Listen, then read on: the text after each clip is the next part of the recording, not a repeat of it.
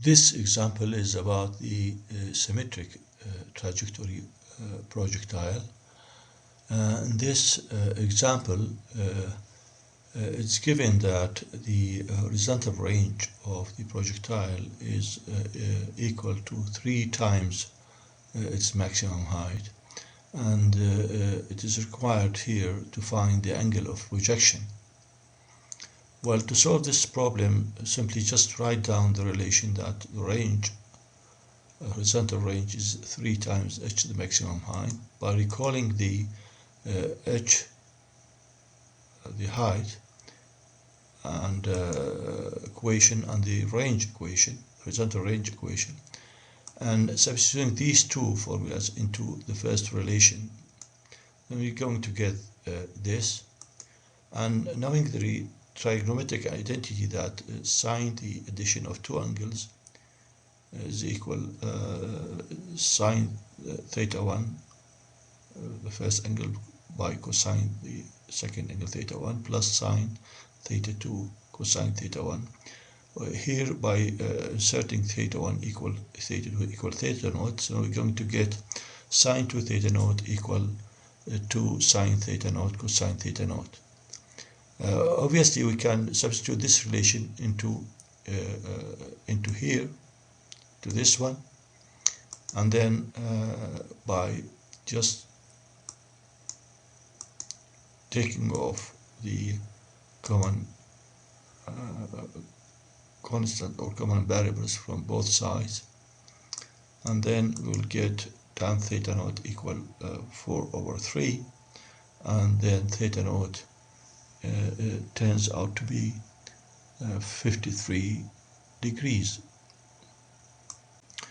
This example tackles a different kind of trajectory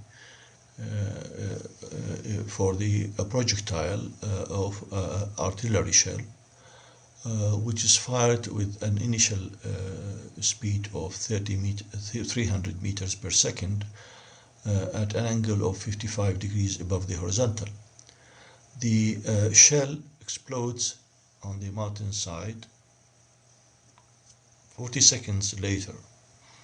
It is required to find the coordinates of the shell, x and y, at the moment of explosion relative to its firing position. Here you can see the shell at the first instant of time with a speed of 300 meters per second at angle of projection of 55 degrees with respect to the horizontal. And then you can see on the other side the mountain where the shell is expected to be exploded somewhere on the mountain side. Well, the shell moves in its trajectory and on up, approaching the mountainside, and then coming closer to mountainside further, and this the moment is the moment of explosion, where we have delta y is the latitude of the point of explosion from the horizontal axis from where the shell is fired, and delta x is the horizontal distance from the moment of firing until the moment of explosion on the mountain side. So we need to find delta y and delta x as well.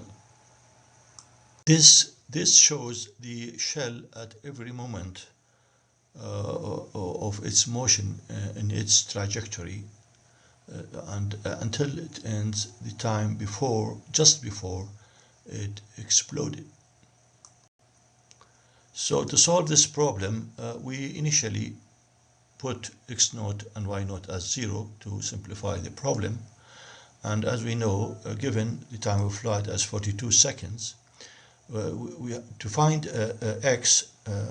delta x, as we know, equal v naught x times time of flight. V naught x we can find it easily from the relation of V naught cosine theta naught, and we got that as 172 meters per second. Similarly, V naught y will be needed, and that is 245.7 meter per second. Then applying the relation along the x-axis, that is for the horizontal range, delta x equal V naught x times t, and then inserting the values in, and we'll get 7,224 meters for x. However, for y, we're going to use the third kinematic relation. V naught y, we have it from here. We just put it in here with a positive sign as the y component goes to upward. Multiply that by the time, which is 42 seconds, and then put the time again in here in the second term of the equation. We'll get 1,501.3 meters. That is the position of the exploded shell with respect to the firing point.